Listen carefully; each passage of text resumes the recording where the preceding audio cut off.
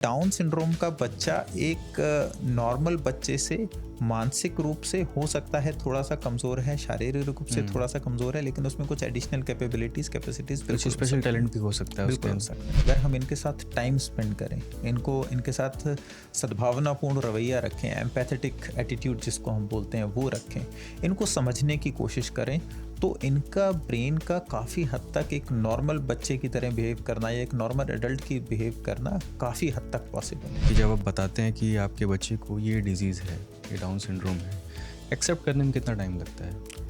बहुत ज़्यादा टाइम लगता है। तो जिन पेरेंट्स को पहले से पता नहीं होता, तो वो हमारे पास जब ज़्यादातर माँ बाप आते हैं अपने बच्चे को लेके, तो उनकी कंप्लेन होती है कि ये सर नॉर्मल बच्चे के जैसी नहीं है। कितने इमोशनली कोल्ड हो गए हैं कि वो बच्चा, जैसे अब वो स्कूल में, वो मंदिर में जाता था, वहाँ पे भी जाता था छोटे शहर में, और अब सोसाइटी में भी जाता है। तो अब जो है वहाँ के लोग इस बात पे ऑब्जेक्शन लेते हैं कि इस बच्चे को मंदिर में क्यों आने देते हो, इसको मंदिर में नहीं आने देना चाहिए क्योंकि ये मेंटली साउंड नहीं है, आप इसको बाहर क्यों घूमने देते हो, ये हमें छेड़ दे। क्योंकि वो कई बार ऐसे ना, जैसे छोटा बच्चा होता है ना, देते हैं हेलो हाय बोल दिया सामने से, तो पीपल गेट अफेंडेड। उस सोसाइटी में लोग अफेंड हो जाते हैं कि क्यों हमसे बोल रहा है, और इसको आप बाहर क्यों आने देते हो, इसको घर में रखा करो, इसको मंदिर क्यों आने देते हो।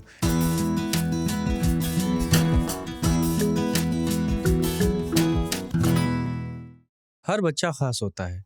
किसी की आंखों में सपने ज़्यादा होते हैं तो किसी के कदम दुनिया से तालमेल बिठाने में थोड़ा सा वक्त लेते हैं। आमिर खान की एक फ़िल्म आ रही है, नाम है सितारे ज़मीन पर। फ़िल्म हमें एक बार फिर से याद दिलाती है कि स्पेशल नीड्स ऐसे बच्चों को सिर्फ हमारी सहानुभूति नहीं, हमारी समझ, संसाधन और सम्मान चाहिए। इसी सोच को, इसी डाउन सिंड्रोम पर बात करने के लिए आज हमारे साथ हैं डॉक्टर विनीत बंगा। डॉक्टर विनीत एचओडी हैं न्यूरोलॉजी डिपार्टमेंट के फोर्टिस हॉस्पिटल जो फरीदाबाद में है। इनका अनुभव, इनके दृष्टिकोण से हम समझने में कोशिश करेंगे समझने की कि आखिर ये डाउन सिंड्रोम जैसी स्थितियाँ क्या होती हैं, कैसे पहचानी जाती हैं और एक बच्चे के जीवन को इससे कैसे संवारा जा सकता है। Welcome sir. सर, ये डाउन सिंड्रोम आजकल चर्चाओं में है, कारण है फिल्म आमिर खान की, जिसका ट्रेलर आया हाल ही में। लोगों को अचानक से समझ में आया कि ये भी इस तरह से भी कोई बच्चे होते हैं। डाउन सिंड्रोम एक टर्म है, सिंड्रोम जैसे हम जानते हैं, जैसे हमने बचपन में पढ़ा, एक ग्रुप ऑफ डिजीज़ है। इसे अगर समझाना चाहें कि बेसिकली ये सिंड्रोम है क्या? डाउन सिंड्रोम एक बहुत ही कॉमन जेनेटिक डिसऑर्डर है। अगर मैं मोटा मोटा समझाऊं तो इसमें कुछ ऐसी जेनेटिक अबनॉर्मेलिटीज़ होती हैं हमारे क्रोमोसोम्स में, जिसके बारे में हम डिटेल में बात करेंगे, जिसकी वजह से जो हमारे बॉडी का नॉर्मल डेवलपमेंट है, जो पेट में होना चाहिए, जो एम्ब्रियो में होना चाहिए, वो नहीं हो पाता, और उसकी वजह से हमको मानसिक और शारीरिक समस्याएं हो सकती हैं। तो मतलब जैसे ये डाउन सिंड्रोम, अगर आप क्रोमोसोम की जो दिक्कत है, डाउन सिंड्रोम के सिम्टम, जैसे अभी हम इसको समझ रहे हैं कि वो मेंटली भी थोड़ा सा उतना जैसा हम लोग हैं उस तरह से नहीं होते हैं, और क्या फिजिकली भी कोई उसमें दिक्कत आ सकती है? जी हाँ, तो फिज़िकली भी उनको समस्याएँ होती हैं। तो जो क्रोमोसोम अगर हम देखें, तो जो हर नॉर्मल इंसान में टोटल 46 क्रोमोसोम होते हैं। हम बोलते हैं 23 पेयर, 23 कपल हैं क्रोमोसोम के, जिसमें से 23 माता से आते हैं, 23 पिता से। तो टोटल क्रोमोसोम हो गए आपके पास 46 या 23 पेयर। अब डाउन सिंड्रोम में क्या होता है कि एक क्रोमोसोम एक्स्ट्रा आ जाता है, जिसको हम बोल देते हैं क्रोमोसोम 47 हो गए, और 21वां क्रोमोसोम जो है एक्स्ट्रा होता है, इसको ट्राइसोमी ऑफ 21 बोलते हैं। अब इस क्रोमोसोम से क्या होता है, जब नॉर्मल बच्चा माँ के पेट में होता है, वो एक एम्ब्रियो होता है जिसको, तो वो धीरे धीरे बढ़ता है, अलग अलग ऑर्गन बनते हैं, अलग अलग ऑर्गन सिस्टम बनते हैं, अंग बनेंगे, उन अंग का आपस में कनेक्शन होगा। अब ये जो अंग बनने का जो प्रक्रिया है, ये प्रॉपर नहीं हो पाती, तो इसकी वजह से बॉडी में भी इफेक्ट आएगा और मेंटली भी इफेक्ट आएगा। तो दिमागी रूप से भी उतने तेज नहीं होते और शारीरिक रूप से भी उतने तेज नहीं होते। उनके कुछ पर्टिकुलर टाइप का फेशियल फीचर्स होते हैं जो नॉर्मल लोगों से डिफरेंट होते हैं। कई बारी उनको कुछ ऐसी बीमारियां होती हैं, जैसे कुछ हार्ट डिफेक्ट्स हो सकते हैं, जो कि नॉर्मल लोगों को कम कॉमन होते हैं और उनमें ज़्यादा कॉमन होते हैं। अच्छा, और ये मेंटली जो डेवलपमेंट उनकी नहीं पूरी तरह से हो पाई है, ये कब डायग्नोज हो जाती है? कैसे पता लग जाता है कि किस एज में, या क्या जन्म के तुरंत बाद भी पता चल सकता है, या बाद में इसके सिम्टम भी आते हैं? ज़्यादातर केसेस में अगर पब्लिक अवेयर है, अगर माता पिता अवेयर हैं, तो इवन बर्थ के पहले आपको पता चल जाता है कि ये बच्चे को डाउन सिंड्रोम होने वाला है, और इसके कुछ टेस्ट होते हैं। जैसे हम जब बच्चा माँ के पेट में है तो उसी समय अल्ट्रासाउंड करा के कुछ और टेस्ट करा के हमको अंदाज़ा हो जाता है कि ये शायद इसके होने के चांस हैं। लेकिन अगर उस समय पता नहीं चला और बच्चा पैदा हो गया तो आपको अर्ली स्टेजेस में ही बच्चे में कुछ कुछ लक्षण दिखने लगते हैं, और जैसे जैसे एज बढ़ती है वो लक्षण जो हैं, वो सिम्टम्स जो हैं, वो ज़्यादा एपरेंट हो जाते हैं, ज़्यादा अच्छा दिखने लगते हैं, ज़्यादा अपीयर हो जाते हैं, जो कि आपको इजीली रिकॉग्नाइज हो जाते हैं। तो इसे डिजीज़ कहेंगे या कंडीशन कहेंगे? सर सिंड्रोम का मतलब, जब भी मेडिकल भाषा में कोई चीज़ सिंड्रोम बोला जाता है ना, सिंड्रोम का मतलब है उसमें बहुत सारी चीज़ें मिला के एक कंपोजिट एंटिटी बनाई गई है। तो डाउन सिंड्रोम का मतलब है कि इसमें बहुत सारे कैरेक्टरिस्टिक्स हैं, जिसमें से कि क्लिनिकल लक्षण वाले कैरेक्टरिस्टिक हैं, मेंटल भी हो सकता है, क्रोमोसोम हो सकता है, उनके अपीयरेंस हो सकता है, उन सबको मिला के बोला गया है कि डाउन सिंड्रोम। अच्छा, और कितनी आम है ये भारत में, ये कॉमन कितनी बीमारी है? काफ़ी कॉमन है। तो अगर पूछें तो ये ऑलमोस्ट सबसे कॉमन जेनेटिक डिसऑर्डर है जो कि होता है। सो 1 in 700, 700 में से एक लोगों को हो सकता है। और इसमें बहुत इंपॉर्टेंट है माता की एज, जो मदर है उसकी एज से इसका बहुत ज़्यादा रिलेशनशिप है।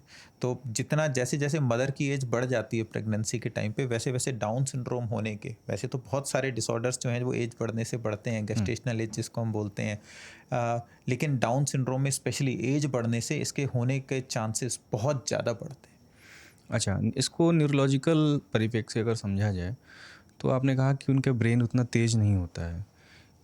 क्या तेज़ के बजाय हम ये कहेंगे कुछ अलग कॉम्प्लेक्स होता है जिसे सुलझाने की ज़रूरत होती है, समझने की ज़रूरत होती है? बिल्कुल बोल सकते हैं। देखिए इसमें न्यूरोलॉजिकल चीज़ भी बताइएगा कि वो किस तरह से आप कह रहे हैं कि वो अच्छे से डेवलप नहीं हो पा रहा है, या जैसे एक नॉर्मल ब्रेन होता है उस तरह से? जैसे जब हमारा हर अंग डेवलप हो रहा होता है छोटे में, जब हम माँ के पेट में होते हैं या उसके बाद, अब बच्चे का जो ब्रेन का डेवलपमेंट होता है वो मैक्सिमम डेवलपमेंट होता है पहले 2.5-3 साल तक। अब नॉर्मल एक सेल, एक कोशिका, एक, आप समझ लीजिए एक बिजली का छोटा सा तार है। अब उस तार से ही अलग अलग बहुत सारे तार निकलने हैं और उन इलेक्ट्रिक वायर्स में आपस में कनेक्शन होता है, जो कि नॉर्मल ब्रेन होता है। अब नॉर्मल ब्रेन क्या, बच्चा जब पैदा हुआ तो वो छोटा सा है, कुछ नहीं समझ रहा है, सुसु पॉटी कुछ नहीं बता रहा है, आपको जैसे जैसे देखता है आपसे सीखता है, उसका ब्रेन डेवलप होता जाता है। आप ऐसे समझें कि ब्रेन में हज़ारों करोड़ों अरबों छोटे छोटे वायर्स हैं जिनका आपस में कनेक्शन है। और डाउन सिंड्रोम के बच्चों में ये वायर्स और इनके कनेक्शन नॉर्मल बच्चों से थोड़े से पीछे छूट गए।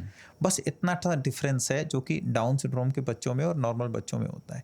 At the same point of time इनके अंदर कुछ ऐसी कैपेबिलिटीज़ और ऐसी कैपेसिटीज़ हो सकती हैं जो कि नॉर्मल इंसान से डिफरेंट है। सो एक तरीके से आप समझें तो डाउन सिंड्रोम का बच्चा एक नॉर्मल बच्चे से मानसिक रूप से हो सकता है थोड़ा सा कमज़ोर है, शारीरिक रूप से थोड़ा सा कमज़ोर है, लेकिन उसमें कुछ एडिशनल कैपेबिलिटीज़, कैपेसिटीज़ कुछ स्पेशल टैलेंट भी हो सकता है बिल्कुल उसके हो अंदर। सकता है। अच्छा, इसमें ये बात ऑटिज़म में भी कही जाती है कि ऑटिज़म के से जो बच्चे पीड़ित हैं उनके अंदर भी कुछ स्पेशल टैलेंट होता है, और इस डाउन सिंड्रोम में समझते हुए लोग ऐसा भी सोचते हैं कि ऑटिज़म, डाउन सिंड्रोम या एपिलेप्सी जैसे लक्षण, ये कितना कॉम्प्लेक्स है, कितना कंबाइन है ये? डाउन सिंड्रोम और जो आपने बताया ऑटिज्म, इनके कुछ लक्षण आपस में मिलते जुलते हैं। वैसे ये बीमारियां दोनों बिल्कुल अलग अलग हैं। तो डाउन सिंड्रोम और ऑटिज्म अलग अलग डिजीज़ हैं, कैसे, थोड़ा एक सिम्टम डिजीज़ अलग से नहीं। समझा हाँ, दीजिएगा। तो मैं बताता हूँ। जैसे डाउन सिंड्रोम के बच्चों में आपको, जैसे बच्चा डाउन सिंड्रोम का है तो उसके कुछ फेशियल फीचर्स होंगे, जैसे उसकी आंखें छोटी छोटी सी होंगी, हम बोलते हैं आमंड टेप शेप आइज, जैसे बादाम के जैसी छोटी छोटी आंखें, छोटी गर्दन होगी, टंग बड़ी होगी जो मुंह से बाहर निकली रहेगी, ईयर्स छोटे होंगे। तो छोटी आंखें, छोटा कान, छोटी गर्दन, टंग एकदम बाहर से निकले रहना, हाथ में एक, पाम में एक सिरंगल, जैसे हमारे में लकीरें होती हैं ना, रेखाएं, उनके में एक रेखा होती है सेंटर में, इसको सीमियन क्रीज बोलते हैं। तो डाउन सिंड्रोम के बच्चों में ये पर्टिकुलर फेशियल अपीयरेंस होते हैं। इसके साथ साथ इनका जो ब्रेन का डेवलपमेंट है वो प्रॉपर नहीं है, और कुछ शरीर का और डेवलपमेंट है, जैसे कंजेनाइटल हार्ट डिफेक्ट्स, हार्ट में कुछ प्रॉब्लम आ सकता है, दूसरे अंगों में आ सकता है, ये सब कुछ होता है। अब अगर हम बात करते हैं ऑटिस्टिक डिसऑर्डर की, तो ऑटिज्म में हमारे ब्रेन का जो डेवलपमेंट है, जो सोशल इंटरेक्शन है वो प्रॉपर नहीं है, ब्रेन का डेवलपमेंट प्रॉपर नहीं है, लेकिन जो मैंने आपको सारे फेशियल फीचर्स बताए डाउन सिंड्रोम के, वो नहीं होंगे। जो हार्ट के डिफेक्ट या जो बाकी शारीरिक डिफेक्ट बताए वो नहीं होंगे। सो ऑटिज्म में जो है सिर्फ न्यूरो डेवलपमेंटल एबनॉर्मेलिटी है, जिसमें लर्निंग रिलेटेड प्रॉब्लम हो सकती हैं, इंटरेक्शन रिलेटेड प्रॉब्लम हो सकती हैं बच्चे को, बट जो बाकी फीचर्स हैं सारे डाउन सिंड्रोम के वो नहीं होंगे। डाउन सिंड्रोम में भी लर्निंग और डेवलपमेंटल प्रॉब्लम हो सकती हैं, तो ये दोनों चीज़ें जो हैं ये इनमें कॉमन है। लेकिन डिफरेंट क्या है कि डाउन सिंड्रोम के बच्चे का एक टिपिकल फेशियल अपीयरेंस होगा, कुछ को और डिफेक्ट होंगे जो ऑटिज्म के बच्चों में बिल्कुल नहीं होते। क्या इनका दिमागी विकास संभव है? दोनों पेशेंट्स का मैं समझना चाहूँगा, ऑटिज़म का भी और डाउन सिंड्रोम से जो भी जूझ रहे हैं बच्चे। सी डिपेंड करता है कि जैसे ऑटिज्म में डिग्री ऑफ ऑटिज्म पे डिपेंड करता है, लेकिन डाउन सिंड्रोम में अगर मैं बोलूँ तो ज़्यादातर केसेस में इनका अगर हम इनके साथ टाइम स्पेंड करें, इनके साथ सद्भावनापूर्ण रवैया रखें, एम्पैथेटिक एटीट्यूड जिसको हम बोलते हैं वो रखें, इनको समझने की कोशिश करें, तो इनका ब्रेन का काफ़ी हद तक एक नॉर्मल बच्चे की तरह बिहेव करना या एक नॉर्मल एडल्ट की बिहेव करना काफ़ी हद तक पॉसिबल है। अच्छा, ऑटिज़म में क्या ऐसा कोई सेम पैरामीटर है कि इससे आप डायग्नोज कर सकते हैं कि कौन कंडीशन है ऑटिज़म की? बल्कि डाउन सिंड्रोम में हर पेशेंट अलग जो है सिम्टम लिए हुए है, अलग अपीयरेंस लिए हुए है, ऐसा कुछ है? नहीं, सो डाउन सिंड्रोम का एक टिपिकल फेशियल अपीयरेंस अच्छा। है जिसको आप देख के ही शक्ल से बता दोगे कि अच्छा। इस बच्चे को डाउन सिंड्रोम होने के चांसेस हैं। उसमें वो उसकी छोटी गर्दन होगी, जैसे मैंने बताया, बताया आपने। टिपिकल फेशियल अपीयरेंस होता है डाउन सिंड्रोम का। ऑटिज्म का कोई टिपिकल फेशियल अपीयरेंस नहीं होता, कि ऑटिज्म के बच्चे को आप बिना उसके लक्षणों को देखे हुए आप नहीं बता सकते कि इसको ऑटिज्म है, लेकिन डाउन सिंड्रोम के बच्चे को बिना उसके बात किए, बिना चले फिरे भी आप बता सकते हो हाँ इसको डाउन सिंड्रोम हो है सकता है। सो ऑटिज्म के बच्चे को सिर्फ इंटरेक्शन, सोशल इंटरेक्शन और बाकी सब चीज़ों में जो डेवलपमेंट रिलेटेड प्रॉब्लम्स है, मेंटल डेवलपमेंट, उस सब से रिलेटेड प्रॉब्लम है। बाकी डाउन सिंड्रोम, जैसे मैंने आपको ना, सिंड्रोम का मतलब क्या है? सिंड्रोम का मतलब है बहुत सारी चीज़ें कंबाइन करके, सिर्फ मेंटल डेवलपमेंट नहीं, उसके साथ physical development, physical features, facial features, genetic condition सब मिला के आप बोलते हैं सिंड्रोम। सो ऑटिज्म में कुछ चीज़ें ऐसी हो सकती हैं जो आपको डाउन सिंड्रोम जैसी दिखें, और वो कुछ चीज़ें हैं, आपका सोशल इंटरेक्शन, आपका मेंटल डेवलपमेंट वो पीछे रह सकता है, जो कि डाउन सिंड्रोम में भी रह सकता है, बट अदरवाइज ये बीमारियां बिल्कुल अलग अलग हैं। अच्छा, अभी आप ओपीडी करते हुए एज अ डॉक्टर कैसे देखते हैं कि जब आप बताते हैं कि आपके बच्चे को ये डिजीज़ है, ये डाउन सिंड्रोम है, एक्सेप्ट करने में कितना टाइम लगता है? बहुत ज़्यादा टाइम लगता है। तो जिन पेरेंट्स को पहले से पता नहीं होता, तो वो हमारे पास जब ज़्यादातर माँ बाप आते हैं अपने बच्चे को लेके, तो उनकी कंप्लेन होती है कि ये सर नॉर्मल बच्चे के जैसी नहीं है, ये नॉर्मल बच्चे जैसा नहीं दिख रहा है, या ये नॉर्मल बच्चे जैसा बिहेव नहीं कर रहा है। जैसे कि हुआ कि जो इसका डेवलपमेंट है, जिस उम्र में चलना शुरू करना चाहिए उसमें चल नहीं पा रहा है, उससे पीछे चल रहा है, जिस उम्र में बोलना चाहिए वो बोल नहीं पा रहा है, हम इसको टॉयलेट ट्रेनिंग की कोशिश कर रहे हैं, ये कर नहीं पा रहा है, ये नॉर्मल बच्चों से स्कूल में पीछे है। तो ये डिपेंड करता है कि कितना ग्रेडिंग है, कितना सिवियरिटी है। अगर बहुत ज़्यादा होता है तो शुरू में ही पेरेंट्स आ जाते हैं, और अगर कम होता है, जैसे डाउन सिंड्रोम में बहुत ज़्यादा आपको मेंटल डिसेबिलिटीज़ नहीं होती, तो पेशेंट्स काफ़ी लेट आते हैं, जब बच्चा स्कूल वगैरह में जाने लगता है, 3-4 साल का, 5 साल का हो जाता है। जब आप उनको बताते हो ये बात कि इसको ये डाउन सिंड्रोम है, ये एक जेनेटिक कंडीशन है, और आप कंफर्म करते हो टेस्ट के माध्यम से, और बताते हो कि ये बच्चा अब नॉर्मल नहीं हो पाएगा। मतलब नॉर्मल का मतलब है कि हमारी नॉर्मल की डेफिनेशन क्या है, एक स्टैंडर्ड डेफिनेशन है कि ये ऐसा ऐसा ऐसा ऐसा है। तो वो कहते हैं कि नहीं, क्या अब हमारा बच्चा नॉर्मल नहीं है? तो उनको समझने में बड़ा दिक्कत होता है कि इसको डाउन सिंड्रोम है, इसको नॉर्मल बच्चों की तरह ही आप ट्रीट कर सकते हो, बट हाँ, इसमें आपको नॉर्मल बच्चों से थोड़ी ज़्यादा मेहनत करनी पड़ेगी, इसके साथ थोड़ा ज़्यादा टाइम स्पेंड करना पड़ेगा, थोड़ा ज़्यादा एम्पैथेटिक बिहेवियर करना होगा, बट बहुत टाइम लगता है उनको ये समझाने में और उनको ये एडजस्ट करने में कि अब अगर हमारे बच्चे को एक ऐसी प्रॉब्लम है जिसका कोई क्योर नहीं है। थोड़ा सा वक्त लगता है दुनिया को समझने में डाउन सिंड्रोम के। पेरेंट्स को बहुत टाइम लगता है एडजस्ट होने में, और दुनिया का तो आप पूछें मत, मतलब दुनिया की तो अलग ही वो है। बहुत बार हम लोग ऐसी स्टोरी सुनते हैं ओपीडी में जो कि काफ़ी हमें बताते हैं कि कितना संवेदनहीन हो गया है मनुष्य, जो कितना इमोशनलेस हो गए। और ऐसे ही अभी आजकल एक कंडीशन कहानी मेरे पास आई, मेरा एक काफ़ी क्लोज फ्रेंड है स्कूल के टाइम का। सो वो पहले रहता था छोटे शहर में, और वहाँ पे उसके भाई जो है, जो मेरा दोस्त है, उसके भाई को डाउन सिंड्रोम है, उससे बड़ा भाई है। अच्छा। तो उसको डाउन सिंड्रोम था, और हम बचपन से जानते थे कि उसको डाउन सिंड्रोम है, ये जानते थे। उस समय हम बहुत छोटे थे तो हमें भी नहीं पता था डाउन सिंड्रोम है। जब 8वीं 10वीं क्लास में थे, तो फिर पता चला डाउन सिंड्रोम है। तो वहाँ पे सब पड़ोसी जानते थे, वो घूमता रहता था, मंदिर भी जाता था। हम क्रिकेट खेल रहे होते तो हमारे ग्राउंड में भी आके बैठ जाता था, कई बार बॉल पकड़ के भी हमको देता था, और we use to take it normally, हमें लगता था ठीक है बच्चा है। अब क्या हुआ है कि जैसे मेरे दोस्त का जॉब लगा, उसकी मदर भी एक्सपायर हो गए, तो वो रिसेंटली एक मेट्रो सिटी में शिफ्ट हुए हैं, एक सोसाइटी में रह रहे हैं। तो अब जब हमारी अभी पिछले हफ्ते ही बात हो रही थी, तो वो मुझे बता रहा था कि अब बहुत प्रॉब्लम होने लग गई है, क्योंकि अब वो भाई जो उसका बड़ा है वो भी उसके साथ शिफ्ट हो गया है। तो प्रॉब्लम ये आ रही है कि यहाँ पे एक तो सोसाइटी है, तो सारे घर एक जैसे हैं, तो बच्चा बाहर जाता है तो कंफ्यूज हो जाता है। मोर ओवर वहाँ दूसरा के उसने जो मेमोरीज हैं उसको लर्न किया बड़ी मुश्किल वो से। बड़ी मुश्किल से निकल गई। सेकेंडरीली जो एक और मेजर प्रॉब्लम जो मुझे लगा बहुत ही ज़्यादा हमें बताते कि हम कितने इमोशनली कोल्ड हो गए हैं, कि वो बच्चा जैसे अब वो स्कूल में, वो मंदिर में जाता था, वहाँ पे भी जाता था छोटे शहर में, और अब सोसाइटी में भी जाता है। तो अब जो है वहाँ के लोग इस बात पे ऑब्जेक्शन लेते हैं कि इस बच्चे को मंदिर में क्यों आने देते हो, इसको मंदिर में नहीं आने देना चाहिए, क्योंकि ये मेंटली साउंड नहीं है, आप इसको बाहर क्यों घूमने देते हो, ये हमें छेड़ दे। क्योंकि वो कई बार ऐसे ना, जैसे छोटा बच्चा होता है ना, वो आ देता है हेलो हाय बोल दिया सामने से, तो पीपल गेट अफेंडेड, उस सोसाइटी में लोग अफेंड हो जाते हैं कि क्यों हमसे बोल रहा है, और इसको आप बाहर क्यों आने देते हो, इसको घर में रखा करो, इसको मंदिर क्यों आने देते हो। ऐसा नहीं कि वो वायलेंट है, अनलेस आप उसको कुछ परेशान करोगे, कुछ छेड़ोगे, जैसा हम मूवी में देखते हैं ना, कि पहले देखते थे कि अगर कोई मेंटली थोड़ा सा वो है तो लोग उसको टीज करते हैं जाके, तब ऑब्वियसली वो वायलेंट हो जाते हैं बच्चे। लेकिन otherwise I have seen him for a long time, और वो कभी ऐसा वायलेंट नहीं होता था। बट अब मुझे बड़ा सरप्राइजिंग लगा कि वैसे तो हम बोल रहे हैं कि हम बड़े सोसाइटी में बड़े फ्लैट्स में रह रहे हैं, तो हम लोग ज़्यादा ग्रोन अप हैं, हम ज़्यादा समझदार हैं, हम ज़्यादा एजुकेटेड हैं, बट क्या एजुकेशन आपके इमोशंस को कम कर देता है? तो वो मुझे रियलाइज़ हुआ कि शायद वो छोटे शहर वाले लोग, हो सकता है एजुकेशन उनकी वाइज कम हो, समझदारी बहुत है। बट इमोशंस ज़्यादा हैं, समझदार ज़्यादा हैं, एजुकेटेड कम है, और यहाँ पे उसका उल्टा है।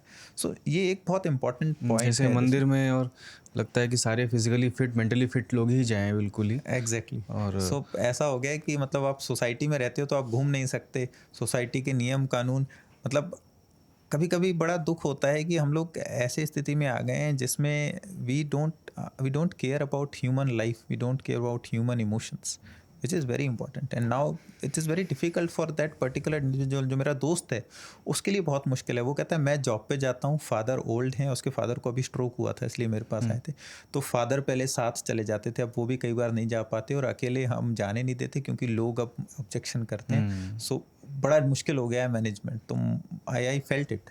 और ये सिर्फ आप बता रहे हैं, ये तो एक मंदिर की कहानी है।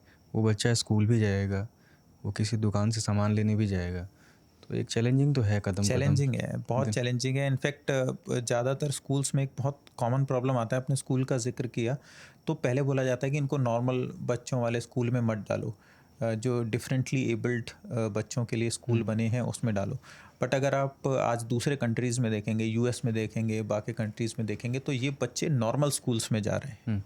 इनको नॉर्मल स्कूल में नॉर्मल बच्चों के साथ, जो एक डिफरेंटली एबल्ड के जो अलग स्कूल्स हैं उसमें नहीं, जो नॉर्मल स्कूल्स हैं उनके साथ इनको हम लाने की कोशिश कर रहे हैं, जो मेन स्ट्रीम है उसके साथ जोड़ने की कोशिश कर रहे हैं। And this becomes a major problem, because अगर आपका बच्चा, हम मान रहे हैं कि वो मेंटली उतना अच्छा नहीं है जितना कि एक नॉर्मल बच्चा है, अब फिर आप उसको स्कूल, जो उसकी एक बेसिक रिक्वायरमेंट है, एक तरह में बोलते हैं आरटी, राइट टू एजुकेशन, अब आपने उससे राइट टू एजुकेशन इनडायरेक्टली आप छीन रहे हो उससे। सो आई थिंक ये बहुत इंपॉर्टेंट है कि एज ए सोसाइटी हमको बहुत अवेयर होना चाहिए इन बीमारियों के बारे में। एंड आई एम ग्लैड कि ये मूवी आ रही है जिसकी वजह से एटलीस्ट हम आज बात कर रहे हैं इसके बारे में, कि सोसाइटी, एज ए सोसाइटी हमको समझना चाहिए कि ये बच्चे नॉर्मल बच्चों से थोड़ा सा पीछे हो सकते हैं, लेकिन अगर हम अपने एफर्ट को 100 की जगह 120% करेंगे तो शायद ये बच्चे 80 से 90% पे पहुंच जाएं और नॉर्मल बच्चे जैसे ही रहें।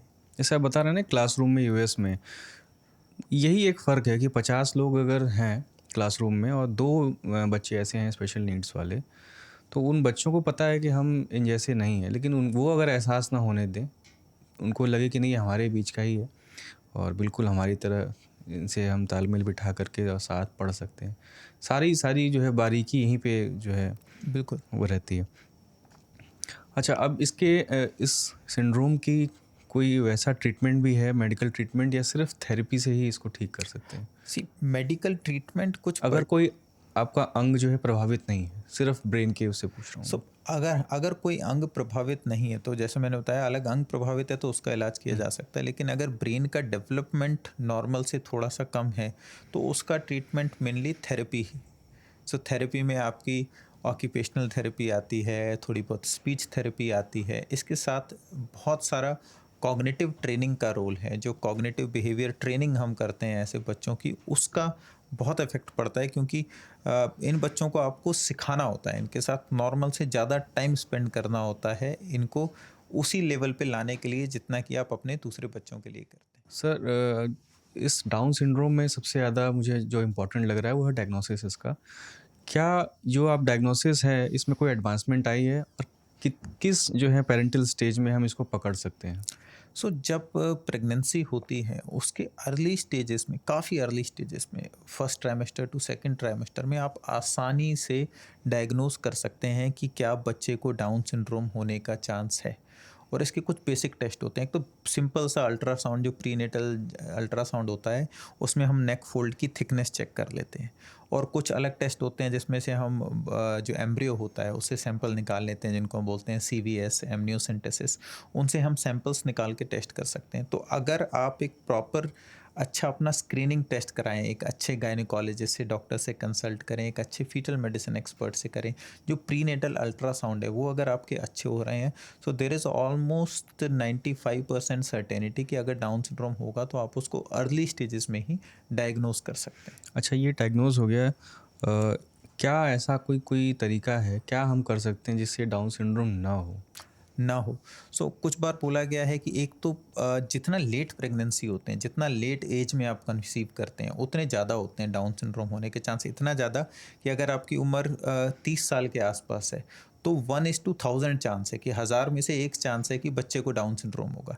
लेकिन अगर माँ की एज 40 साल है तो सडनली ये चांस हो जाता है कि हर 40 में से एक को होगा। सो 1:1000 से 1:40 का रिस्क आ जाता है, सिर्फ एज चेंज होने की वजह से। तो सडनली आप देख रहे हैं कि कितना गुना रिस्क बढ़ गया। तो हुँ। जितना प्रेगनेंसी जल्दी होगा अर्ली स्टेजेस में, एंड मैटरनल एज जो है at the time of gestation, जो प्रेगनेंसी के टाइम पे एज होता है, that is a very independent and strong predictor of risk of down syndrome.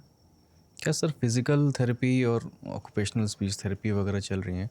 एक मैं पढ़ रहा था कि न्यूरो मॉड्यूलेशन थेरेपीज़ भी इसके लिए कुछ हैं, वो थोड़ा समझा सकें आप? सी न्यूरोमॉड्यूलेशन का therapies can be many ways. एक न्यूरोमॉड्यूलेशन, ये जो भी हम बात करते हैं कॉग्निटिव बिहेवियर हुँ, हुँ। थेरेपी का, ये पार्ट है एक न्यूरोमॉड्यूलेशन का। न्यूरोमॉड्यूलेशन का मतलब है कि आपके अपने न्यूरॉन्स को, जो ब्रेन के नर्व सेल्स हैं, उनको इस तरीके से मॉड्यूलेट कर रहे हो कि उनका डेवलपमेंट कर रहे हो। उसमें क्या क्या चीज़ आती है?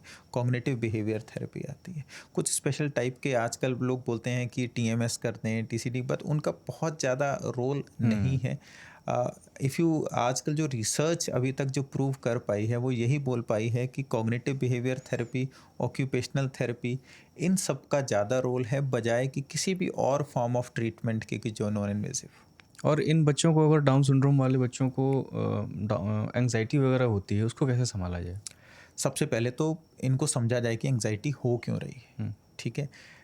ये बच्चे नॉर्मल से कई बारी थोड़ा ज़्यादा इमोशनल होते हैं, ज़्यादा सेंसिटिव होते हैं, हुँ। एंड सोसाइटी सेंसिटिव नहीं है इन बच्चों के लिए। तो ये दोनों रीज़न होते हैं जो आपस में एक दूसरे को कंपाउंड करते रहते हैं। एक तो बच्चे ज़्यादा सेंसिटिव हैं, प्लस सोसाइटी इनके लिए सेंसिटिव नहीं है। सो अगर इनको कुछ ऐसे इश्यूज़ होते हैं, कुछ इमोशनल इश्यूज़ होते हैं, तो सबसे पहला है कि हम इनको समझें कि क्या कारण है। हुँ। हम अपने आप को सेंसिटाइज़ करें। हम जिस वजह से इसको हो रही है, माना किसी बच्चे को किसी पड़ोसी की वजह से हो रही है या किसी और बच्चे की वजह से हो रही है, वो पार्क में जाता है, कोई बच्चा उसको हुँ। छेड़ता है, वो परेशान करता है, तो वो एंग्जाइटी तब तक दूर नहीं होगी जब तक कि हम उस बच्चे से बात नहीं करेंगे। और बहुत ज़रूरी है कि हम उस बच्चे को, उसके पेरेंट्स को सेंसिटाइज़ करें कि ये जो डाउन सिंड्रोम का बच्चा है, इसको ज़्यादा इमोशनल नीड्स की ज़रूरत है। इसकी इमोशनल नीड्स, फिज़िकल नीड्स हुँ। थोड़ी सी डिफरेंट है आपके कंपैरिजन में। सो काउंसलिंग का बहुत ज़्यादा रोल है, अंडरस्टैंडिंग का बहुत ज़्यादा रोल है, एम्पैथेटिक बिहेवियर का बहुत ज़्यादा रोल है। ज़्यादातर डाउन सिंड्रोम जिन बच्चों को होता है, अगर आप उनसे एम्पैथेटिक बिहेवियर रखेंगे, उनको लगातार ट्रेन करेंगे, कॉग्निटिव ट्रेनिंग करेंगे, बिहेवियर ट्रेनिंग करेंगे, दे बिहेव वेरी नॉर्मली। उनको उतने एंग्जाइटी इश्यूज नहीं होंगे। वर्सेस अगर आप उनको बिल्कुल छोड़ दें अपने ऊपर, उनको उनकी इमोशनल नीड्स की तरफ ध्यान ना दें, सोसाइटी बिल्कुल सेंसिटिव ना हो, जिसको कहते हैं मजाक बनाना, वो सब करेंगे, तो ऑब्वियसली इनमें एंग्जाइटी के इश्यूज, डिप्रेशन के इश्यूज, जो सारे इमोशनल इश्यूज हैं वो नॉर्मल से बहुत ज़्यादा होने के चांसेस होते हैं। मतलब ये पूरा स्ट्रक्चर्ड फ्रेमवर्क आपको तैयार करना पड़ेगा, जहाँ उनके जन्म लेने से लेकर के बड़े होने, स्कूल जाने, और यहाँ तक कि सरकार को भी कुछ नई गाइडलाइंस के साथ, क्योंकि ये स्पेशल नीड्स का जो है ना, स्पेशल नीड्स का इस टर्म को थोड़ा सा हमें नए सिरे से इसकी नई परिभाषा गढ़नी पड़ेगी, बिल्कुल जिसके कारण वो भी नौकरी कर सकें, जी। भी न्यू नॉर्मल की तरफ जो है वो इनफैक्ट ये इनमें से बहुत सारे लोग जॉब कर सकते हैं। अगर आप दूसरे कंट्रीज़ में देखेंगे, जो वेस्टर्न कंट्रीज़ हैं, डेवलप्ड कंट्रीज़ हैं, उनमें इनको इनको जॉब पे लेके बहुत एक्सेप्टेंस है। जो बाकी एम्प्लॉयर भी हैं इनका एडिशनल सपोर्ट करते हैं, and I have seen it many times. जब मैं विजिट करता हूँ दूसरे कंट्रीज़ में, तो मैकडी के कॉर्नर पे आपको जो बिलिंग कर रहा होगा वो बच्चा डाउन सिंड्रोम का होगा। मैं रिकॉग्नाइज़ कर सकता हूँ क्योंकि मैं डॉक्टर हूँ, मैं देख के समझ जाता हूँ इसको डाउन सिंड्रोम है। तो वो मैकडी पे खड़ा है क्योंकि उसको बाकी एम्प्लॉयर जो हैं, बाकी जो उसके कलीग्स हैं, जो एम्प्लॉयज़ हैं, वो सपोर्ट कर रहे हैं कि अगर उससे थोड़ा बहुत ऊपर नीचे हो रहा है, they are observing him or her and they have emotionally supported him or her, so they can work at a normal workplace. in fact आपके स्टूडियो में भी बहुत सारे काम ऐसे हैं जो कि डाउन सिंड्रोम का बच्चा नॉर्मली कर सकता है। It's just that we recognise कि इस बच्चे को हम एक नॉर्मल मेन स्ट्रीम में आने का पूरा मौका दें, इसको सपोर्ट करें, कंसिस्टेंटली सपोर्ट करें, इमोशनली सपोर्ट करें, फिजिकली सपोर्ट करें, वो बहुत ज़रूरी है। इन बच्चों से सबसे ज़्यादा तो पहले माता पिता ही संघर्ष करते हैं, वही जूझते हैं। उनके लिए आखिर में आप कुछ अगर कहना चाहें? मैं बस ये कहना चाहूँगा कि मेरा अपना एक छोटा बच्चा है, और एज ए पेरेंट आप चाहे बच्चे को आपकी कोई भी डिसेबिलिटी हो, आप अपने बच्चे से कम या ज़्यादा प्यार नहीं करते उसकी वजह से। इनफैक्ट जब बच्चे को आपकी ज़्यादा ज़रूरत होती है तो आप उसके ज़्यादा क्लोज होते हो, उससे ज़्यादा प्यार करते हो, उस पर ज़्यादा ध्यान देते हो। और इन पेरेंट्स को मुझे पर्सनली लगता है कि एज ए पेरेंट कि वो इमोशनली बहुत ड्रेन हो जाते होंगे इन बच्चों के साथ। लेकिन आप लोगों के लिए मेरा मैसेज ये है कि आप अपने जो इन बच्चों के लिए जो आपका प्यार है, जो आपका डेडिकेशन है, as a society, as individuals हम समझते हैं आपको ज़्यादा संघर्ष करना पड़ता है। और एक और चीज़ जो मैं आपको बोलना चाहूँगा कि इन जो पेरेंट्स हैं इन बच्चों के, उनके लिए भी हमको एक ऐसा एटीट्यूड रखना चाहिए जो बहुत एम्पैथेटिक है। अगर कई बार वो इतने परेशान होते हैं क्योंकि उनको नॉर्मल काम तो करना ही है, अपना ऑफिस भी जाना है, घर का भी काम करना है, प्लस इस बच्चे के लिए ज़्यादा संघर्ष करना है, इमोशनली भी कर रहे हैं वो, प्लस वैसे भी कर रहे हैं, तो बहुत ज़रूरी हो जाता है कि हम एज ए सोसाइटी उन बात को समझें, उनसे बात करें। इनफैक्ट कई बारी मुझको लगता है कि बच्चे से ज़्यादा पेरेंट्स की काउंसलिंग इंपॉर्टेंट हो जाती है, क्योंकि वो मेंटली कई बार बहुत डिस्टर्ब्ड होते हैं, बहुत डिप्रेस्ड होते हैं, बहुत एंक्शस होते हैं, और वो अपनी बात कभी कर ही नहीं पाते क्योंकि बच्चे पे इतना ध्यान है कि उनके बारे में तो कभी बात हो ही नहीं रही। तो टाल ये भी जाते हैं अपनी हाँ, पीड़ाओं को टाल लेके। जाते हैं, या कोई बात ही नहीं होती, कोई आपस में भी बात नहीं करता, कोई उनसे भी बात नहीं करता। तो बहुत ज़रूरी है कि हम इनके पेरेंट्स के लिए बहुत एम्पैथेटिक बिहेवियर रखें। बहुत ही पेरेंट्स भी आइसोलेट हो जाते हैं। आइसोलेट हो जाते हैं, उनको लगता है हम कहीं जो नॉर्मल जहाँ बच्चे खेल रहे हैं हम वहाँ नहीं जा सकते, जो नॉर्मल बच्चे के फंक्शंस है वहाँ नहीं जा सकते। इनफैक्ट वो वैकेशंस पे कई बार नहीं जा सकते इस वजह से। तो उनके लिए बहुत एक इमोशनली ड्रेनिंग सिचुएशन हो जाती है, और कई बार मुझको लगता है कि पेरेंट्स को बहुत ज़्यादा इमोशनल सपोर्ट, काउंसलिंग और बिहेवियर ट्रेनिंग की ज़रूरत है, क्योंकि उनके लिए भी बहुत इंपॉर्टेंट है अपने आप को इस सब के बीच में एक नॉर्मलिटी की तरफ लेके जाना। तो इस बातचीत से इसका आखिरी निष्कर्ष मुझे यही लग रहा है कि समझ जो है इसका वो है जिस समझ के साथ आप मरीज़, समाज के साथ भी और परिवार में भी तालमेल बिठा करके इसे नॉर्मल कर सकते हैं। शुक्रिया सर आने के लिए। Thank you so much. Down syndrome जैसी स्थितियां हमें सिखाती हैं कि ज़िंदगी किसी परीक्षा की दौड़ नहीं है, बल्कि समझ के साथ चलने की एक कला है। आज बातचीत में डॉक्टर विनीत बंगा ने न सिर्फ न्यूरोलॉजिकल दृष्टि से हमें समझाया, बल्कि ये भी बताया कि एक संवेदनशील समाज कैसे बना जा सकता है। यहाँ सिर्फ बच्चे स्पेशल नीड्स के टैग से नहीं, अपनी पहचान और हक से भी जाने जाएं। इस बातचीत ने अगर आपके सोचने के तरीके में थोड़ा भी बदलाव किया हो, आपको बातचीत पसंद आई हो, तो इस तरह के बच्चे जिनके माता पिता और बच्चे जूझ रहे हैं, उन तक ये वीडियो ज़रूर पहुंचाएं। अगर आप इसे यूट्यूब पर देख रहे हैं तो कमेंट बॉक्स में लिखें। अगर आप किसी ऑडियो प्लेटफॉर्म पर हमें सुन रहे हैं तो लिख भेजिए radio@aajtak.com पर। शुक्रिया।